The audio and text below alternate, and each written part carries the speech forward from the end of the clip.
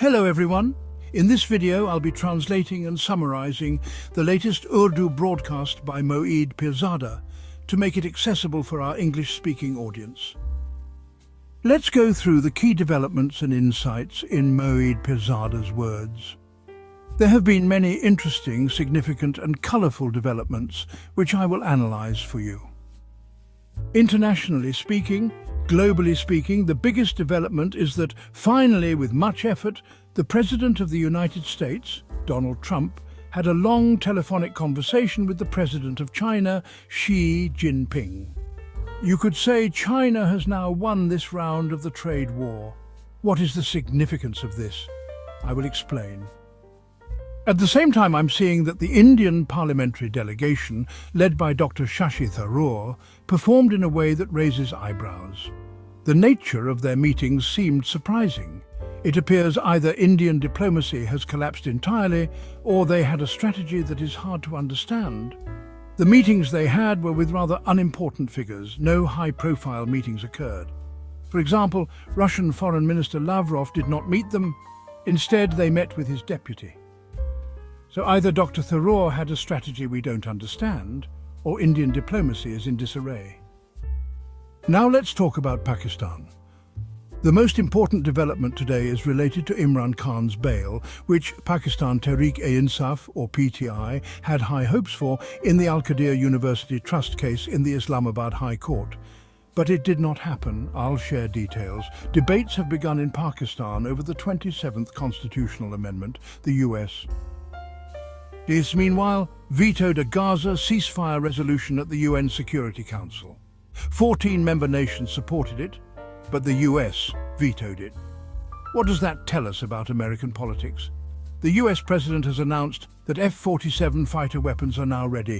India, meanwhile, is making significant progress in satellite technology. I'll touch on all these developments and offer short analyses. But first, let me remind you, if you haven't subscribed to this YouTube channel yet, please subscribe, click the bell icon, and enable all notifications. Join the WhatsApp channel too. Links are in pinned tweets, descriptions, and end screens. That gives us a direct line to each other. Now let's start with former Prime Minister Imran Khan. His hearing in the Islamabad High Court in the Al-Qadir University Trust case took place today. A month ago, notice for the hearing was issued. PTI held a show of strength. Nearly every key PTI leader was present. They stood outside the court, gave short speeches, and held press conferences. These clips are available on PTI's official YouTube channel. Leaders like Omar Ayub, Ali Amin Gandapur, who is the Chief Minister of Khyber Pakhtunkhwa, Aliya Hamza, Punjab's chief organizer, Amir Mahmood Kiani, and many others were present. Imran Khan's sister, Alima Khan, said in a press briefing that the prosecutor told the judge he wasn't prepared. He found out only the night before that the case was scheduled and needed time to prepare. Legal experts I spoke to said the judge should have reprimanded the prosecutor for this drama, but the judge silently gave a new date, June 11, 2025, not November, as mistakenly mentioned earlier. Salman Safdar, Imran Khan's lawyer, who is known for being apolitical and highly successful in defending Khan, said the government's case is extremely weak. Today's hearing proved that they ran away from arguing it. He claimed, once the case is heard after Eid, it will be over in 1 or 2 hearings. It will collapse completely. Now, what happened practically? For the past month, several prominent Pakistani analysts and PTI leaders were claiming Imran Khan would be released before Eid ul-Adha, that major progress had been made. But from here in the United States, I kept saying the atmosphere, optics and environment weren't aligned for that. This leads to a major point. In Pakistan, there's a tendency to believe things happen behind the scenes. Some general tells someone something dramatic in private. But my analysis is that only what is visible truly matters. If you're not seeing developments with your own eyes, nothing is happening. The Pakistan Supreme Court still hasn't heard the challenge to the 26th Constitutional Amendment, but within the legal community, especially those aligned with PMLN and GHQ, discussion has begun that the 27th Amendment now has a favourable environment. After the recent brief conflict between India and Pakistan, the Sharif Zardari Asim regime has tried to politically capitalize on it more than any other small war in human history. One lawyer, Gilani, is debating it within the Islamabad Bar Association. Another, Mr. Kokhar, has detailed how the government believes the atmosphere is ripe to pass the 27th Amendment, which would allow a redefinition of federal-provincial relations, permanent reintroduction of military courts, and major budgetary and financial restructuring. The fundamental concern is, if passed, the rule of law concept in Pakistan will change to rule by law, a system where the law is used as a tool by a select elite to control the middle and lower classes. Wealth is created by the working people, doctors, engineers, professionals, but the elite use the legal structure to shape Pakistan's destiny for their own gain. Now let's return to the major international development, the call between Donald Trump and Xi Jinping. Donald Trump announced just hours ago on Truth Social that he had a 90-minute call with Xi Jinping. He described it as a very good call with no mention of Russia, Iran, Ukraine or Gaza. The entire discussion was focused solely on United States-China trade. There are two versions of this call. Trump's version on Truth Social and the Chinese version reported by Xinhua News Agency. Trump emphasized that United States-China relations are critical for world peace and the issue of critical earth minerals is complex. It cannot be resolved via ordinary trade channels. He said a United States team led by Treasury Secretary Scott Bessent, the Commerce Secretary, and the United States Trade Representative will soon meet the Chinese side. No date or location has been finalized yet. The Chinese version, however, says the conversation happened at Trump's request. They believe top-level discussions should happen only after lower-level teams resolve issues, not before. This shows a big difference in approach between the United States and China. Xi Jinping also warned Trump that Taiwan separatists are trying to create confrontation between the United States and China, and America needs to act cautiously. China also issued a strong warning to the European Union, telling them to stop interfering in the South China Sea using harsh language. So this Trump-Xi call needs to be seen in the context of a much larger geopolitical chessboard. Back in April, China had halted the supply of rare earth materials, which constitute 90% of the world's processing capacity. This move had serious implications. Australia also has it, and so do many other countries.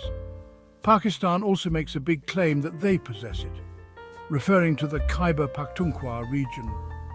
But the real thing isn't just possession. The real value lies in what's beneath the land. The core issue is processing it, establishing a supply line, and building an integrated network. And currently, only China has that capability.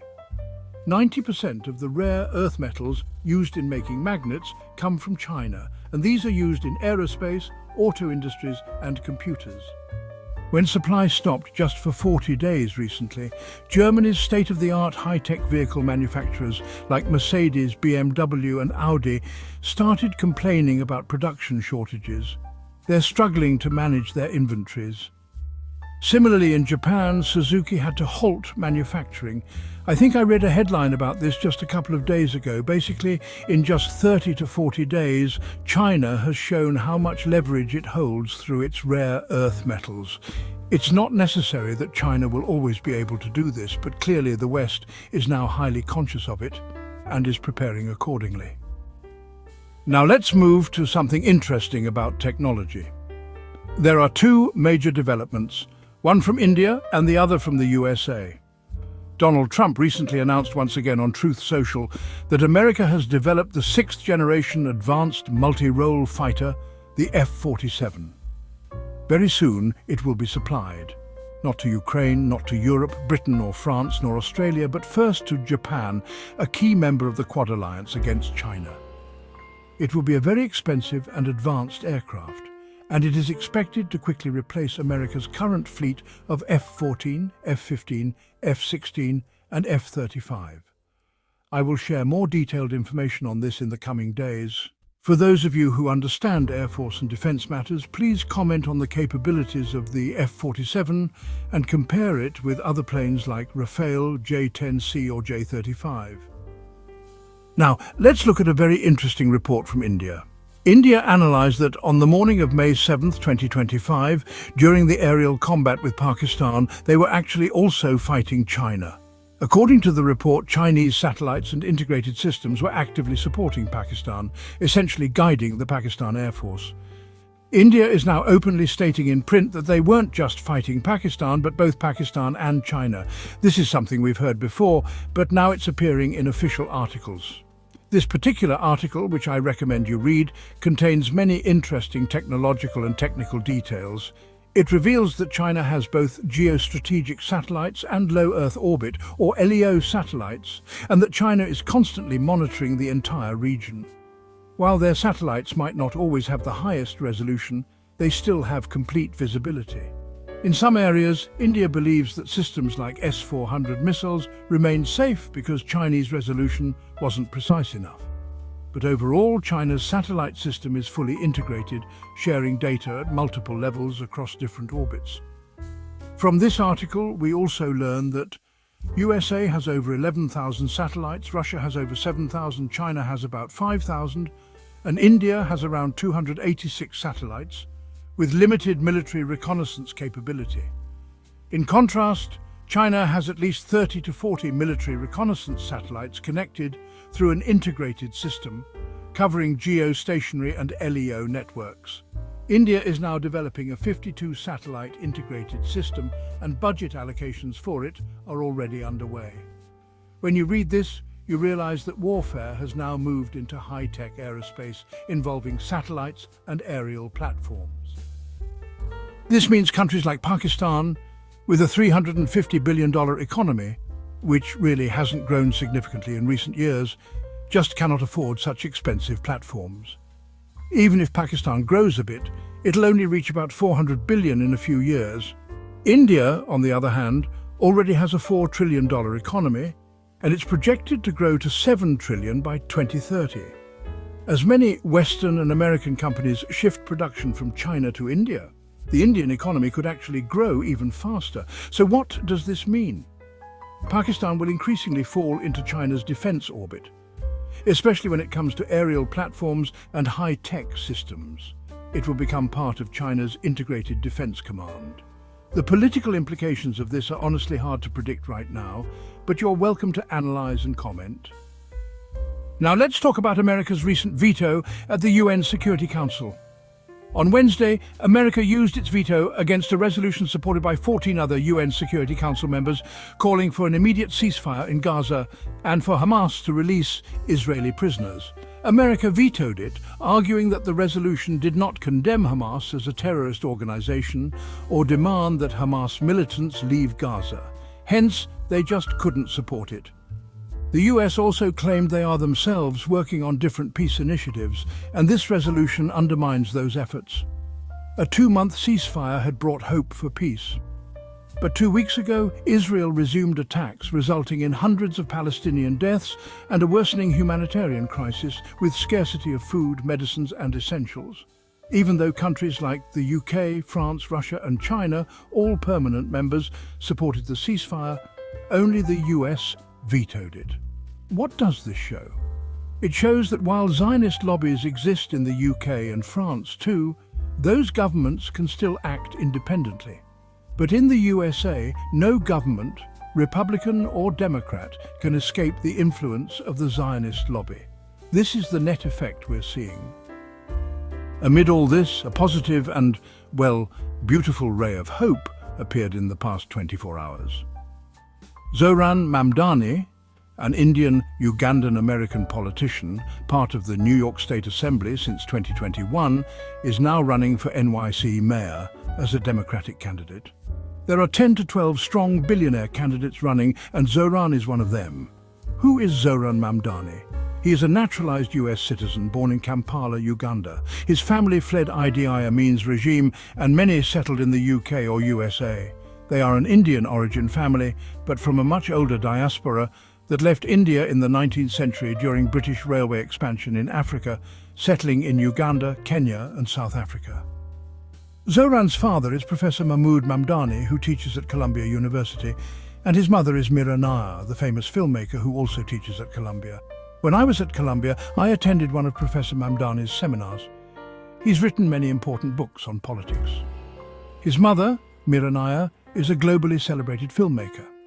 She made the 1991 film Mississippi Masala, starring Denzel Washington and Sarita Chowdhury, which was about a South Asian girl falling in love with a black American man, a love story that challenges cultural hypocrisy. So, I support Zohran Mamdani's run for NYC mayor, and if you're in New York, I urge you to support him too. That wraps up our translation of Moeed Pirzada's video. I hope this English version helped you understand his message better. Please like, share and subscribe to Awami Lens to help our community grow. Don't forget to leave a comment below and let me know what you thought of this effort.